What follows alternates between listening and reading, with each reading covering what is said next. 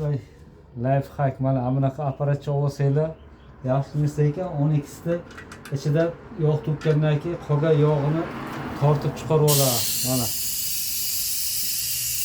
tagida qolgan yog'ni mana chiqarib olyapsiz mana apparatcha.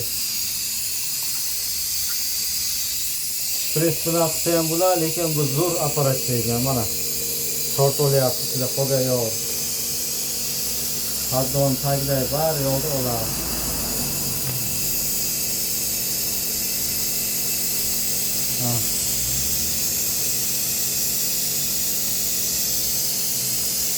Gramini ham olasanda mana gram ko'rishga qancha yog' tortib oldi mana.